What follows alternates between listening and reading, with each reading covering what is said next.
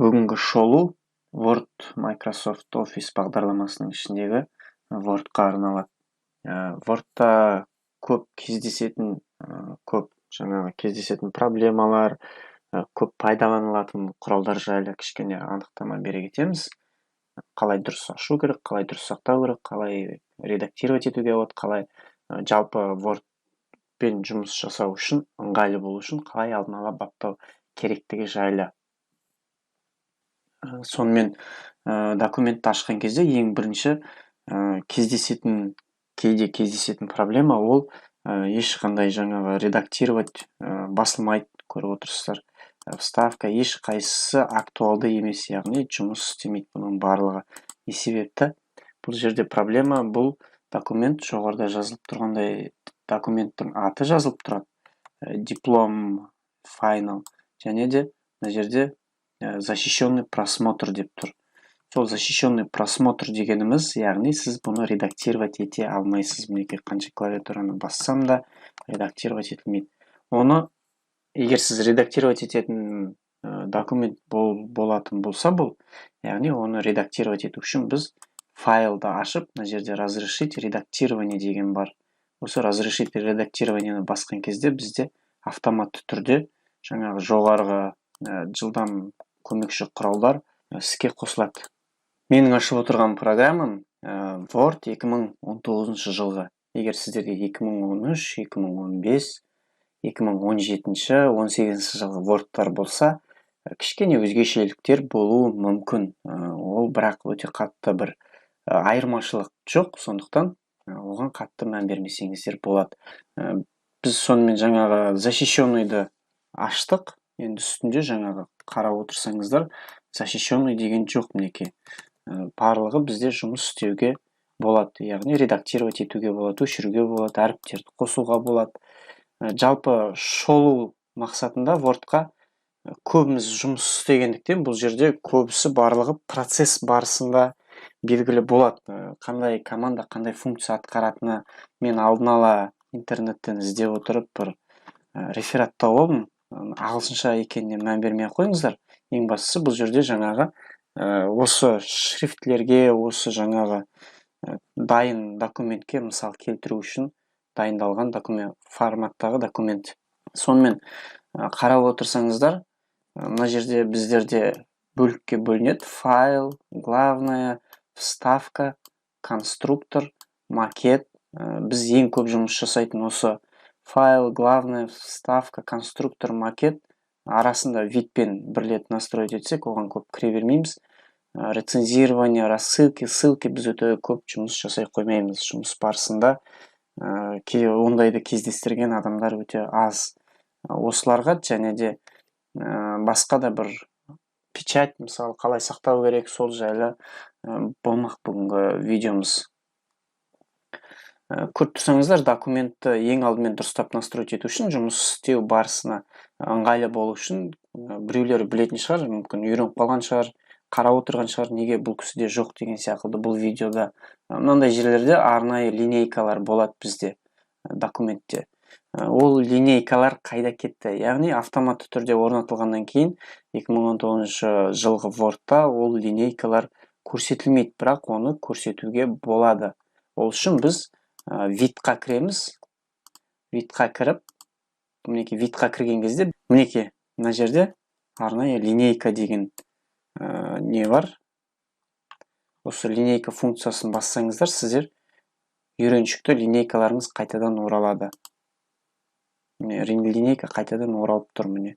Бұл жаңағы отступқа настроить етуге, жаңағы левый, правый крайға настроить етуге үйреніп қалған адамдарға өте жақсы.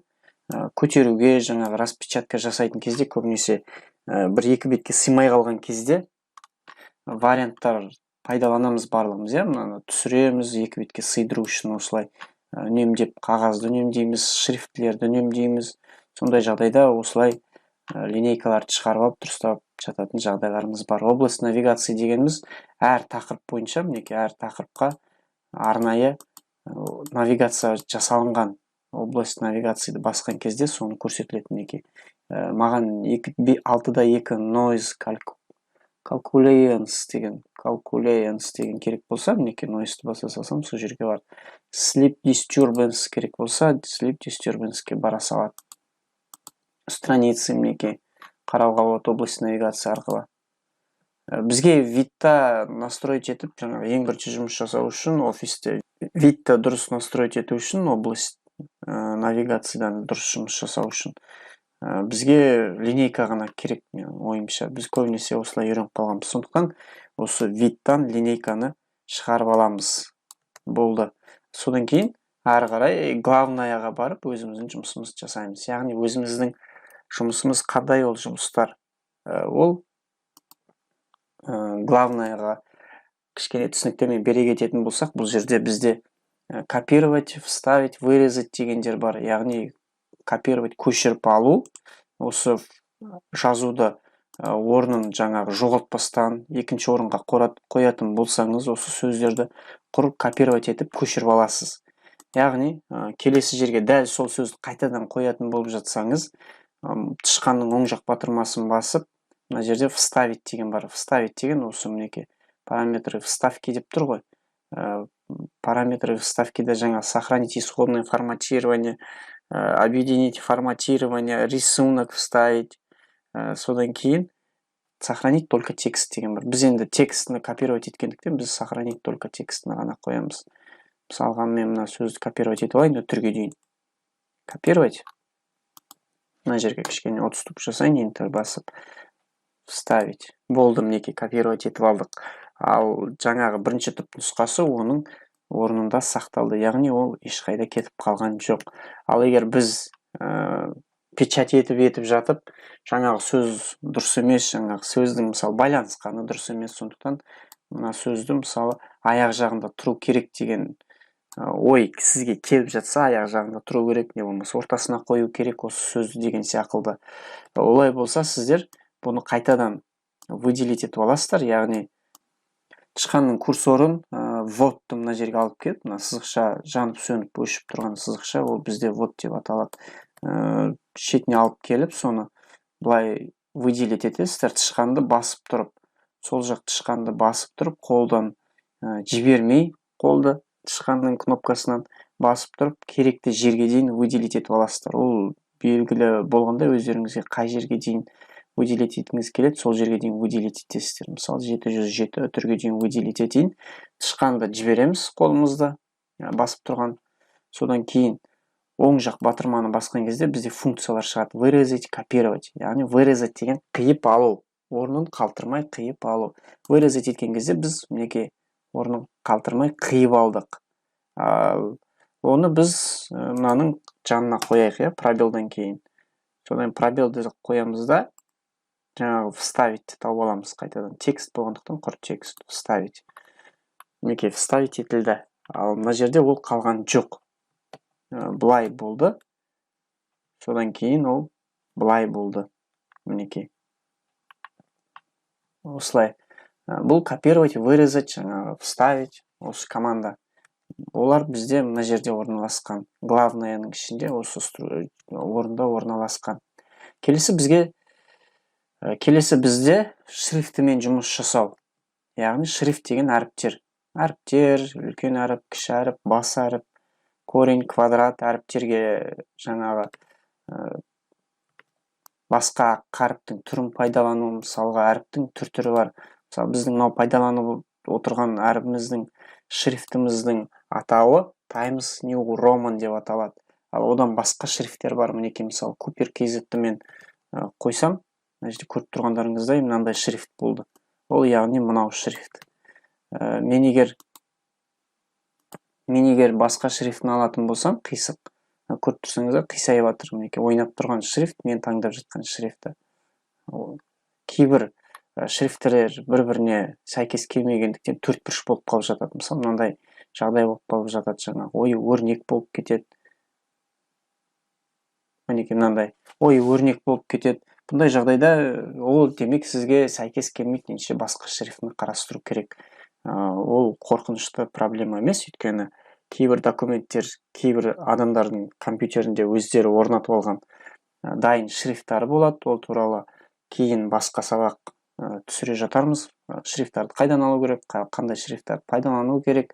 Бірақ та көпшілік пайдаланылатын және де компьютерде стандартты түрде орнатылған шрифт ол бізде Times New Roman болып келеді. Arial болады сосын Times New Roman және мынандай мінекей Arial. Times New Roman дегеніміз алфавит бойынша ағылшын тілінің аяқ төменгі жағында орналасқан. S Times New Roman мінекей. Бұл стандартты түрде барлық компьютерде бар шрифт.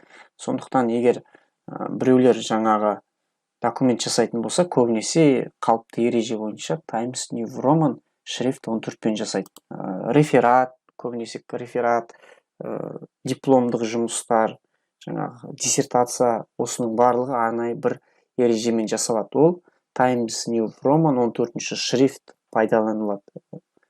Сондай ереже. Ал сізде мысалы компьютеріңізде мына жүйе сізде мүлдем басқаша тұр. Әр документті ашқан сайын сізде мысалы басқа шрифттің атауы шығады. Қалыпты жағдайда ол көбінесе Arial болып келеді. Болмаса тағы басқа шрифт Calibri болып келеді. Сіз үнемі жұмыс жасайтын орныңызда Times New Roman пайдаланғандықтан бұны стандартты түрде әр документті ашқан сайын қайта өзгертіп орнатып отырмас үшін бір қалыпты әр документ, кез келген документ Times New Roman 14 шрифтпен ашылатындай қылуға болады. Ол үшін не істеу керек? Ол үшін қарап отырсаңыздар, мына жерде мынандай кішкентай не бар? Кликабельді сілтемелер бар, жаңа развернуть. Осы развернутьті бассақ, біз осы шрифттардың, қазір басайын, шрифттардың настройкасына кіреміз, яғни толық настройкасына. Бізде быстрый панельда тұрған ең көп пайдаланылатын және де жылдам жұмыс жасауға көмектесетін құралдар ретінде пайдаланылып тұр. Ал мынау оның нағыз настройкасы. Бұл жерде біз жаңағы өзіміз көп пайдаланатын шрифтіні таңдаймыз. Біздің жағдайда ол Times New Roman қалады. Начертание бізде курсив қисық жазу, полужирный деген мынандай жазулар мінекей. Жирный деген сөз ғой мінекей, осындай. Ал полужирный курсив деген, яғни ол осындай қара түсті жазу, қисайтылған жазу. Ол қазір алдағы уақытта айтамын. Шрифт 14 қалады. Барлығы дұрыс бізде. Түгел. Енді осы бүкіл документті ашылып тұру үшін біз по умолчанию дегенді басамыз. Мейлі сіз қазір, мысалға мен қазір басқа шрифтін таңдап қойсам да ол солай сақталады. Академик KZ, обычный 14, Енді мен по умолчанию басайын. По умолчанию енді сізге мынандай арнайы окошко ашылады. Бұл окошкада изменить используемый по умолчанию шрифт на Академик KZ 14 осылай өзгерту керек па дейді. Сіз осы документке ғана өзгерту керек. Не болмаса барлық документ келесі ашылатын да документ осылай шрифтпен жаңағы Академик KZ 14 обычныймен тұру керек дегенді таңдасаңыз, всех деген. Келесі уақытта мінекей барлық документ менде автоматты түрде Академиямен ашылады. Қазір мен жауып тастайын. Не сохранить. Қазір новый документ ашатын болсам, создавать ететін. Новый документ создавать ететін болса, менде новый документ мінекей Академия 14-пен ашылып тұр. Яғни менің жаңа документтерімнің барлығы осы шрифтпен ашылады. Ал біреулердің сіздерге беретін печать еткеннен кейін сіздерден ашатын документтері олар Академиямен ашылмайды. Олар жаңағындай қандай шрифтпен печать етілді, сондай шрифтпен печать етілетін болады, ашылатын болады, кешіріңіздер. Мынау мысалы Museo Sans деген бір шрифтпен печать етілген екен, сол шрифтпен қалады. 21 размер, бұл документке өте сәйкес келмейді. Шрифт жайлы ақпарат түсінікті болды деп ойлаймын. Шрифт таңдау және де размерін үлкейту. Размерін үлкейту кез келген жерде шрифтін кез келген шрифтіні өзгертуге болады. Ол үшін жай ғана қайтадан вводты қойып, мышкамен выделить етіп аламыз. Выделить ету үшін жаңа айттық қой. Сол жақ батырманы тышқанын басып тұрып, жаңа өзіміздің таңдайтын сөйлемімізді басып тұрып жылжытамыз. Мінекей мен тышқанды басып тұрып, жылжытып жатырмын оңға, солға. Солай жылжытамыз. Қазір біз мынаны өзгертетін болайық. Effect of noise дегенді. Мінекей өзгертуге болады барлық жерде. Шрифтісін де үлкейтуге болады. Шрифтісі мысалға жаңа қарапайым 14 болса, мен енді 72-ге апарам, 48, 36. Және де былай да өзгертуге болады, жылдам таңдап отырмай, жаңа өзіңіз былай көзбен қарап отырып таңдағыңыз келсе, осы жоғары, төмен, мінекей өзіңіз көріп тұрсыздар ғой, мынау стрелка жоғары көрсетіп тұр, ал мына жандағы стрелка төмен, яғни үлкейтеді, кішірейтеді шрифтіні. Және де оның жанында тағы да шрифтінің таңдау түрі бар, яғни шрифтіні бірдей үлкен әріппен жазуға болады. Сіздер жазып қойдыңыздар үлкен кіші әріппен, енді оны неке все прописанныйды басатын болсақ, барлығы үлкен әріппен жазылып кетті, көріп тұрсаңыздар. Содан кейін бір үлкен бір кіші әріппен жазуға болады. Начинать с прописанных, мысалы мінекей бір үлкен бір кіші, е үлкен, о үлкен, н үлкен деген сияқты. Содан кейін барлығын кіші әріппен жазуға болады, все строчные, мінекей кішірейіп кетті автоматты түрде. Шрифтіні мінекей манағы айтылған жирный, курсив, черкнутый деген, және де сызықшамды қойып қояйын. Жирный деген өте қою алып тастасақ, қарапайым шрифт болып кетеді. Бұл әрине Arial Black бізде шрифт өзі осындай болғандықтан сіздерге өзгермей жатыр. Мен қазір басқа шрифтін алайын, Calibri мысалы. Мінекей жай ғана түсті болып тұрса, қазір біз оны выделить етіп, әр нәрсеге операцияны жасау үшін выделить ету керек. Қайсыны өзгертейін деп жатырсыз, оны міндетті түрде выделить ету керек. Жирныйды бассан, біздің қарпымыз жирный болып кетті. Ал жирный курсив деген жаңағы жирный және де қисайған түрде. Жирныйды алып тастасақ, құр қисайған түрінде қалады. Ал черкнутый деген асты сызылған. Ал мынаны бассақ, ортасын сызып тастайды. Яғни ортасын басу командасы ол бізде мынау мінекей. Яғни сызып тастайды осылай. Бұлай сызып тастау үшін мына команданы басамыз. Бізге бұл керек емес, қарапайым өзін қалдырайық.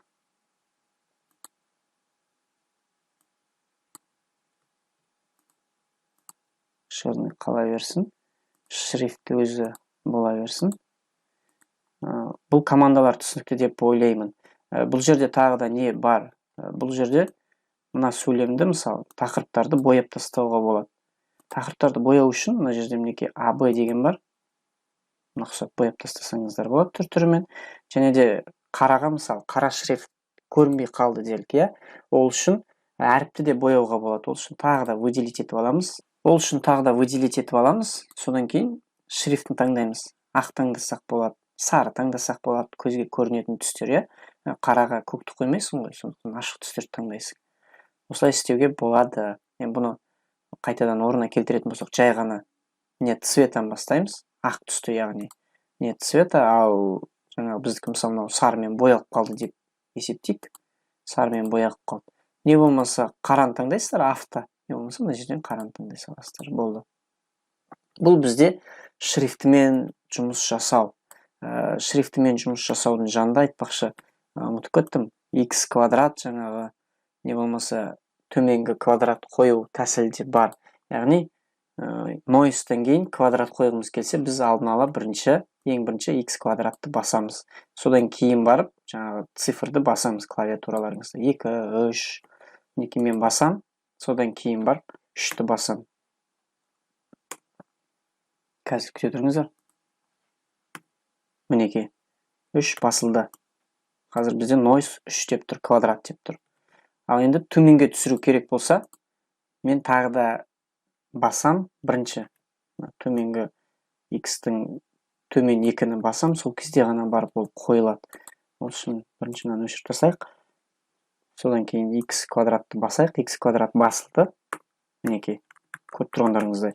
Бұл 2013-ші, қателеспесем 17-18 версияларында жоқ. Осы 2019-дан бастап пайда болды. Қателеспесем, өйткені мен көп болды, ол Word-пенен жұмыс жасамағалы, сондықтан нақты айта алмаймын.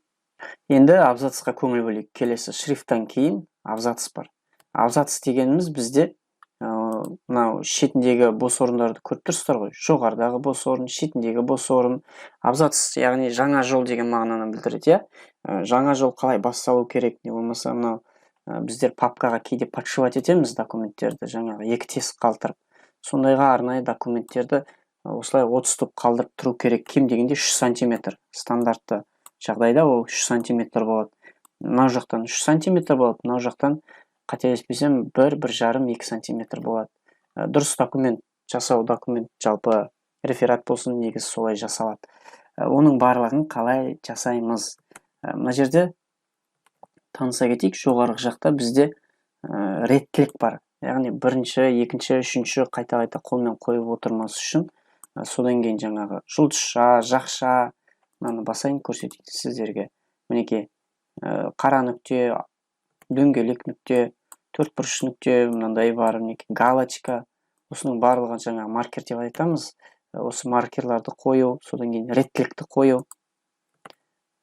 1, 2, 3, мынандай бір бар, A, B, C, тестқа көбінесе керек нелер ғой, командалар ғой.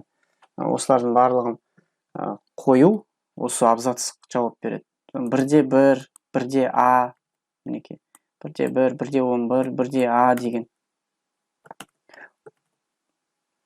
Интердан кейін жаңа сөйлем қай жақтан басталады? Оң жақтан, центрдан, не болмаса сол жақтан, жалпағынан. Осы 4 неміз бар біздің. Яғни оны қазір көрсетейін сіздерге іспен. Мысалға біз мына сөйлемді таңдап алайық, иә? Мына сөйлемді таңдап алғаннан кейін абзацтар бізде реттілік номерлар қай кезде қойылып отырады нумерацияға. Автоматты түрде сіз Enterді компьютеріңіздің клавиатурасында Enter деген жазу болады. Қазір мына жерге экраннан көрсетемін қандай екен. Соны басқан кезде автоматты түрде нумерация қойылып отырады. Егер сіз Enter баспай 1-ді қойып алып, не болмаса реттілік номер 2, 3-ті қойып алып, тікелей ары қарай жазып жалғастыра берсеңіз, ол 4-5-ті қоймайды, тек қана Enter басылып отырған сайын қойылады. Бізде Enter көріп тұрғандарыңыздай мына жер бос орын, яғни осы жерде Enter бар. Қазір біз таңдайтын жаңаға маркер, не болмаса нумерация осы жерге қойылатын болады. Мысалға біз маркер таңдайық, иә? Қара маркер таңдайық. Көріп отырғандарыңыздай маркер бізде қойылды, мінекей. Жалғыз маркер қойылды, себебі мен мына жерге дейін белгіледім. Бұл жерге дейін менде как раз не жоқ, Enter жоқ. Enter осы жерден ғана басталған. Екінші Enter бар екен. 2 Enter болса, 2 рет қойылады. Көріп отырсаңыздар. Реттілікте тура солай. Егер қойсам 1, 2. Көріп отырсыздар, мына жерде өте үлкен 30 туп қалып тұр. Яғни бос орын. Қазақ тілінде қызыл жол деп айтады, қателеспесем. Бізде қызыл жолға жауап беретін сызғыштағы кнопка мынау. Ал қызыл жолдан кейінгі жай сөйлем жалғастырылатын болса, бізде мына линейка жаңа кнопка жауап береді. Яғни мен қазір мына қызыл жолды не ішке, не сыртқа шығара аламын, жеке басып тұратын болсам. Мінекей, көріп отырсаңыздар, жылжып жатыр. Ал егер мен мына кнопка үшбұрыштың астындағы төртбұрышты бассам, екеуін бірге алып жүреді. Қазір қараңыздар, мінекей екеуін бірге алып жүр. Осылай ары бері жылжытып басқара аласыздар бұны сызғышта. Мына асты өте алыс болып кетті десеңіздер, бос орын көп қалып қалды десеңіздер, мына жерде мінекей сұры мен ақтың ортасы бар. Сол сұры мен ақтың ортасына таратқан кезде сіздерде мынандай екі жақты үшбұрыш пайда болады. Көрдіңіздер, мына жерде жаңағы екі жақты үшбұрыш пайда болып тұр. Мінекей, соны төмен қарай түсіресіздер. Сол кезде сіздерде келесі сөйлемдеріңіз төмен қарай түседі. Мінекей 30 туп түсті. Көтерсеңіздер көтеріледі, алыстай береді. Түсірсеңіздер түседі. Бізде ең жиі пайдаланатын, көп пайдаланатын командалар осылар. Және де ары қарай жалғастырайық. Интервал деген бар бізде. Интервал дегеніміз мына әріптердің, шрифттердің ара қашықтықтарына жауап береді. Яғни, мысалға мынау бізде қазір шамамен 1 немесе 1,5 болу керек. Қазір оны выделить етіп алайық барлығын, сосын көреміз осы жерге дейін. 1,5 екен, яғни. Көрдіңіздер, ол мен үлкейтсем, үлкейе береді ара қашықтығы әріптердің. Ал егер мен оны 1,15-ке қойсам, немесе 1-ге қойсам, жап-жақын болып кетеді. Осы оқу, жаңағы адамның оқи алуына, жаңағы жақсы болу үшін стандартты түрде 1,5-ды пайдаланады. Бұның барлығы ұшып кетуі мүмкін. Оны қайтадан баптап алу үшін мына жердегі мінекей қайтадан функцияға кіреміз. Осы жерде бізде мінекей отступы деген бар. Слева, справа. Отступы дегеніміз біздің жаңағы мынау мінекей екі жақ отступы слева, справа. Ал интервал дегеніміз жаңағы әріптердің ара қашықтығы мінекей. Біз сол интервалды 0-ге қойып қоямыз. Барлығы міндетті түрде 0 болу керек, бұл қалады. Ал междустрочный интервал бізде 1,5 стандартты түрде қалу керек. Ал мыналарды жаңағы өздеріңіз қарай жатарсыздар. Мүмкін біреулерге басқаша береді, отступтар менен жаңағы нені слева, справа қанша сантиметр болу керек екендігін ол өте көп адам қатты мән бермейді оған. Ол 0-де тұра береді. Содан кейін по умолчанию басамыз. По умолчанию всех документов стандартты түрде болу керек, сосын окейді басамыз. Болды. Бізде барлығымызда енді міндетті түрде 1,5 болады, мана көрсеткендей. Интервалымыз әрине. Енді біз шрифтлеріміз мысалға қазір по ширине тұр. По ширине деген жалпағынан. Мынандай формада тұр. Выровнять по ширине деген. Содан кейін выровнять по правому краю деген бар. Яғни выровнять по правому краю деген сіздердің шрифттарыңызды не жаққа жылжытады. Оң жаққа қателеспесем, оң жаққа жылжытады, Ал посередине деген бар. Яғни ортаға. Көбінесе посередине жаңағы өлең, шумақтар ортадан жазылады. Сондықтан осылай жазылады мінекей олар. Ал по левому краю деген мінекей ол сол жаққа жинап тастайды. Жаңағы тізбектілігін мінекей барлығы сол жақтан басталады сөйлемнің. Мән берсеңіздер. По правому дегеніміз бізде мына жаққа жинап тастайды. Мінекей бір-бірдей қылып осылай жинайды. Ал реферат, дипломдық жұмыстар көбінесе по ширине жазылады. Сондықтан әріптерді кішкене ара қашықтығын алыстатады бұл жерде. Жаңағы по ширине келтіру үшін, екі жағын бірдей қылдыру үшін жалпағынан әріптердің ара қашықтығын кішкене алшақтатады автоматты түрде.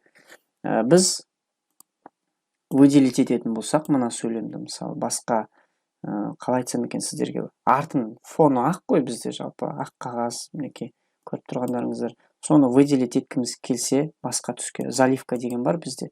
Заливка арқылы мінекей выделить етіп тастасақ болады. Бұл мына функцияға ұқсас мінекей. Мына жерде бізде тек қана әріптердің өзін бірақ та бояп тастайды. Мысалға біз кітап оқимыз, ноутбук арқылы, не болмаса, кітап оқимыз, не болмаса бір жұмыс жасап жатырмыз да, біз бір жер диплом тексеріп жатырмыз, мысалға ұстаз болсақ, не болмаса реферат тексеріп жатырмыз. Осы жерге оқылып, келіп, оқып, тоқтап қалсақ, осылай белгілеп қойсақ болады, осы жерде тоқтадым деген сияқты. Немесе осы сөйлемдер өте жақсы айтылған, не болмаса тағы андай бір белгілеп қояды ғой, арнайы закрепить етіп. Осылай бояп тастасаңыздар болады. Ал заливка көргендеріңіздей артқа фонын түгел өзгертеді. Мен мысалы қараға қойсам, шрифт автоматты түрде ақ болады. Сарыға қойсам, қара болады. Мінекей. Нет цвет ақ. Өзі стандартты. Ал таблица жасауға келетін болсақ, мысалға, мынаны біз астын сызып қоя аламыз мына жерден. Кейде сұрақтар болады ғой, жаңа мынандайдан кейін бір арнайы сызықтар тұрады. Қалай ол деп. Ол былай мінекей. Мінекей астын сыздық. Үстінде сызсақ болады, екі жақтап мінекей. Не болмаса мүлдем алып тастасақ болады. Нет границы. Үстін сызсаңыз, астын сызсаңыз асты қалады. Үстін сызсаңыз үсті қалады, жеке қалады. Шеттерінде сызсаңыздар болады. Левая, правая. Төртбұрыштың ішінде қалды. Яғни бүйтіп жеке-жеке басып жаңағы төртбұрыш қылып, бүйтіп домик сияқты ары-бері сызып отырғаннан гөрі, оны все границы баса салсаңыз, автоматты түрде сызып тастайды. Яғни біз текстіні жеке қоршап ала аламыз. Егер нет границы бассаңыз, әрине ол алынып қалады. Бірақ бұл таблица создавать ету деген сөз емес. Бұл жаңағы бұл бізде жай ғана осындай керекті жерлерде таблицаны пайдалану. Внешние границы, жаңағы все границы, правая, левая. Сондықтан таблица жасаумен шатастырмаңыздар. Таблица қояйық вставка арқылы. Вставка арқылы таблицаны жай ғана бос орын қойып алып, мінекей таблица, содан кейін біреу болса біреу, екеу болса екеу, осылай қоя берсеңіздер болады. Маған сиятыны мына жерге қанша? 4-еу сияды екен. 8-де 5. Яғни горизонтально 8, қалай ұзындығынан ба, тігінен 5-еу. 8, 2, 8-де 2 мысалы мінекей. Содан кейін тарылтасыздар өздеріңіз, баптайсыздар. Ұзын, қысқа, жоғары, төмен деген сияқты. Таблица осы жерден қойылады. Былай жазып қояйық. Келесі бөлім вставка. Яғни вставкада біз суреттер қоя аламыз, таблица жасай аламыз, диаграмма қоя аламыз. Вставка мінекей. Изображение интернеттен тауып ала аламыз, фигуралар қоямыз, үшбұрыш, дөңгелек. Қазір мен таза жерге оралайын. Мінекей суреттер қойылып тұр. Осының барлығы рисунки бөлімі арқылы біз компьютерден өзімізге керекті суретті Wordқа қойып аламыз қазір.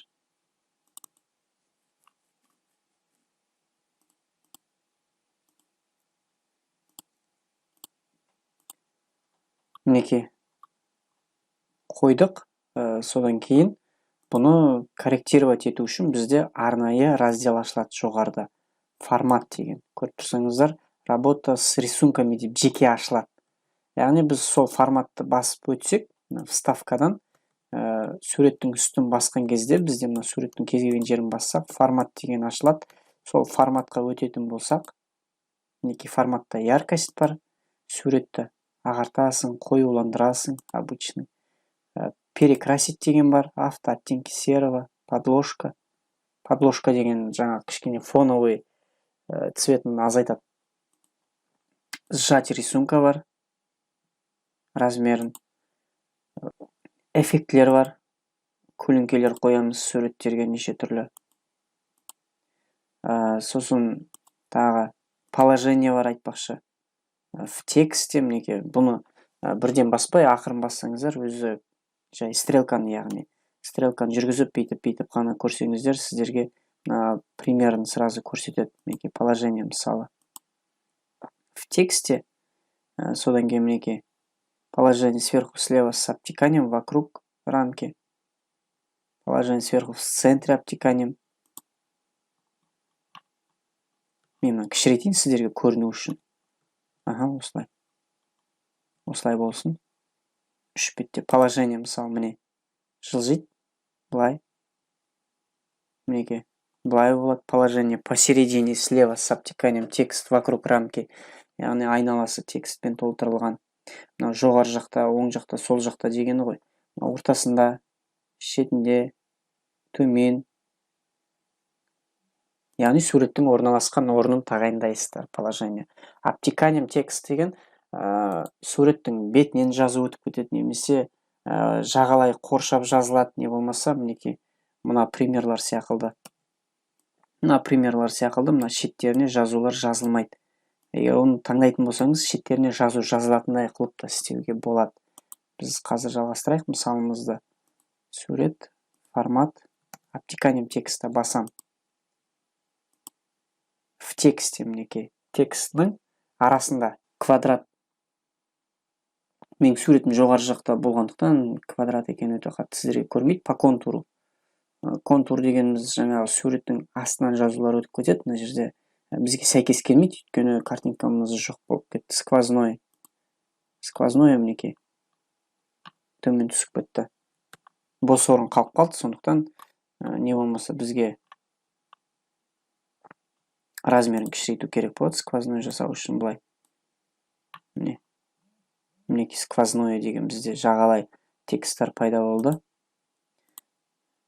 Сверху и снизу үстінен, астынан, за текстом, яғни суреттің ар жағынан. Перед текстом, яғни жазуды басып тастайды. Енді бізде көп пайдаланылатын әрине квадрат, және де по контуруды да біз көп пайдаланбаймыз, қателеспесем. Жай ғана в тексте дегенді көп пайдаланамыз. Яғни кедергі келтірмейді, және де адамға оқуға ыңғайлы болу үшін осындай форматта пайдаланамыз. Бұл бізде сурет, вставкадағы суретті қалай қою, фигура қою. Оның да бір өзінің жеке тәсілі бар, қазір үлкейтейік.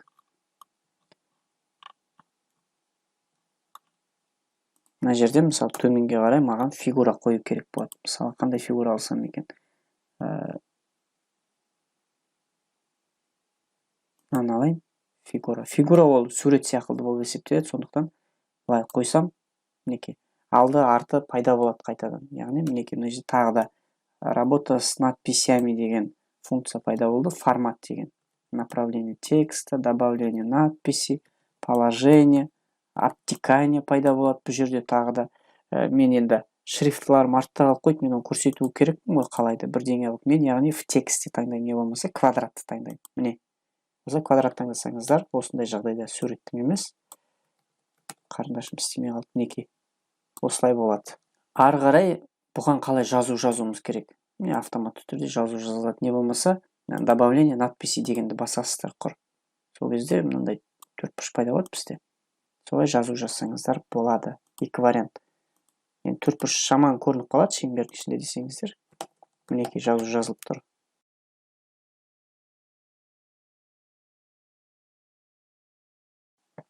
Осылай вставка арқылы біз рисунки, фигура салсақ болады. Және де изображение из интернета поиск арқылы сіз өзіңіз суретті тауып аласыз атауын. Бірақ та менің өзімнің тәсілім әрине Google Chrome'ға кіріп суретімді тауып алып, сақтап алып, сосын вставить осы рисунки арқылы кіріп қоя салған маған әлі қайта жеңіл. Сіздерге де соны жасауға кеңес беремін. Вставкада арнайы содан кейін формулалар бар, математикалық формулаларды өшіріп тастайын. Математикалық формулаларды қалай қоямыз? Математикалық формулаларды қою үшін вставканы басамыз. Мына жерде символ деген бар, уравнение деген бар. Вставка. Арнайы символдар мына жерде. Керекті символдар жаңағы S, мынандай S, R, T, M деген символдар, арабский шрифттар, мынандай шрифттар осы жерде. Және де уравнение бөлімі бар. Символдардан кейін уравнение бар, мынандай формулалар, мысалы бином Ньютона, мен өте түсінбеймін оны. Квадратное уравнение, ряд Фурье, мынандай мінекей. Вставить новое уравнение бар, рукописное уравнение бар. Яғни мына жерде өздеріңіз жаңағы жазасыз. Мысалы x квадрат, y квадрат. Бұл не үшін керек? Енді бұны керек себебі бізде көп формуланың түрі бар ғой. Мен шын айтайын, мен білмеймін өзім. Новый уравнение қойсаңыз болады, өзіңіздің ыңғайыңызға байланысты. Мен қандай уравнение бар екенін де білмеймін. Мына жерде мысалы өздеріңізге тауып аласыздар матрицаларды, мысалы. Мінекей оператор дейді, мен математикаға бұндай символдарға жоқпын. Математика мен жаңағы мұғалімдеріне арналған функция ғой. Сондықтан вставкада сол формула, символ, сурет, фигура салу, диафрагма салу, видео салу жаңағы өзіңіз қойғыңыз келсе әрине. Ссылкасын қою барлығы осы жерде болады. Келесі бізде конструктор. Конструктор бізде не нәрсеге жауап береді? Сөйлемдерімізді қазір мысалға, мынаны мысалы мен қазір конструктор, заголовок, мінекей, заголовок басқа түр. Яғни арнайы дайын заголовок және де дайын форматпен сіздерге жасап береді. Бұл енді өте қатты бір бізде рөл атқармайды жұмысымызға, сондықтан бұл жерде өте қатты мән беріп керек емес. Біз макетке көшейік. Макетте бізде полялар тағайындаймыз. Стандартты түрде верхний 3, 2, обычный мысалы. Қарап отырсаңыздар, бізде қазір границалар жаңағы линейкадағы өзгеріп кетті. Мынау границалар мінекей өзгеріп кетті, бізде 2 және де 1-ге кетті. Яғни поля арқылы біз өзімізге узкий таңдасақ болады, мінекей шеттері жақын болып қалды.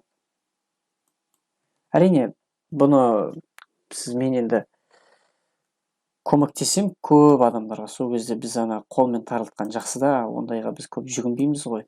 Әшейін аламыз да, бүйтіп жылжытып, жаңағы қарап, тарылта саламыз өзіміз. Бір 5 бетке сыйдыру үшін жасайтын тәсіл ғой.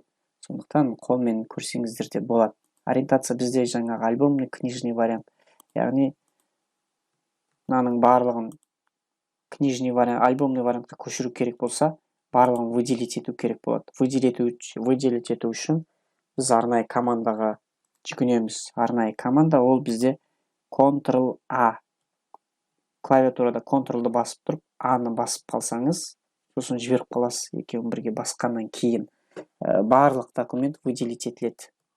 Мінекей. Барлық документ выделить етіліп тұр. Ориентация альбомныйға қойсақ, бізде документіміз альбомный форматқа көшеді. Мінекей, біздің документіміз қазір альбомный форматта. Ал книжныйға қоятын болсақ, ориентация книжная, кітап форматында. Ал егер сіздер бір ғана бетті, мысалы менде барлық альбомный ғой, енді біз бір бетті книжный форматқа ғана көшіруіміз керек, ары қарай альбомный жалғаса беру керек. Ондай жағдайда не істейміз? Ондай жағдайда біз бір бетті түгел выделить етіп аламыз, до конца, аяғына дейін выделить етіп алып, мына жерде біздің функциямыз бар ғой, раскрыть ететін басқа функцияларды. Раскрыть етеміз параметры страницы. Мына жерде применить, мінекей образец тұр. Применить ко всему документу деп тұр. Осы ко всему документыдан біз к выделенному тексту, яғни біз выделить еткен текстіні ғана кітап форматына көшіруіміз керек. Мінекей книжный. Применить к выделенному документу. Окей басамыз, бізде бір формат кітап қана болады. Түсіндіңіздер ғой? Яғни, бір форматты ғана өзгерту үшін, альбомды книжныйға ол үшін біз міндетті түрде қайталап айтамын, мынаған кіруіміз керек. Басамыз, таңдап аламыз қандай формат керек. Бізде барлық альбомды, бізге книжный формат керек ориентациясы. Содан кейін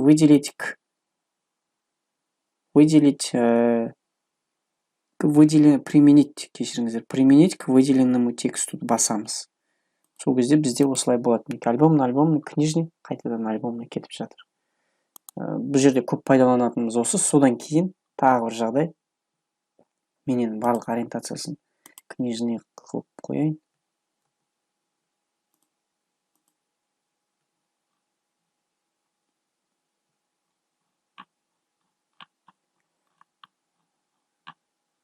Текст.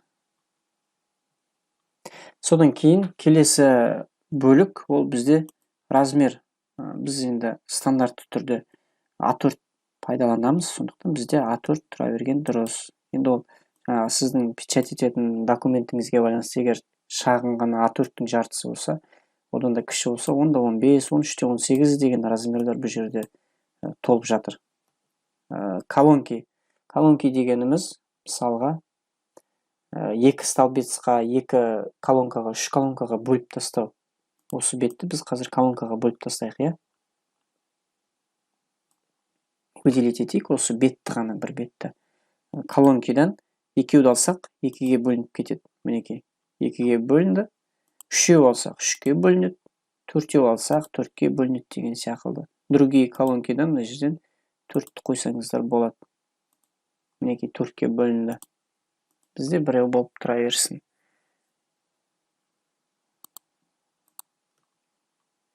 Мінекей, осы бізде макет. Яғни главная вставка, макет. Келесі бізде видтіпен біз жұмыс жасадық. Линейканы қойып алдық дұрыс жұмыс жасау үшін.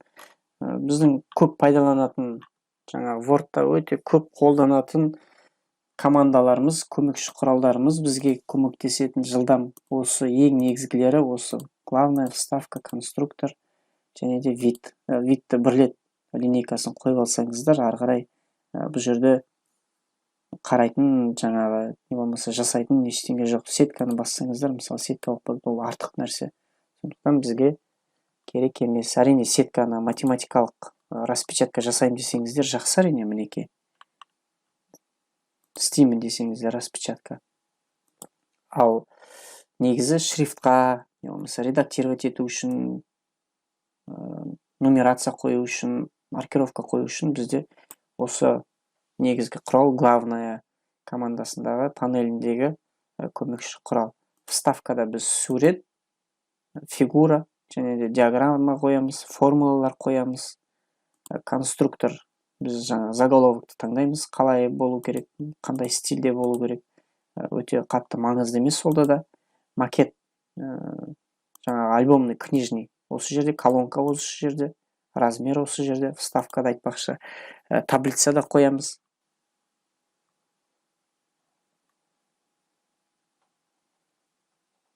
Осымен Word жайлы біздің шағын түсініктемеміз, шағын обзорымыз аяқталды.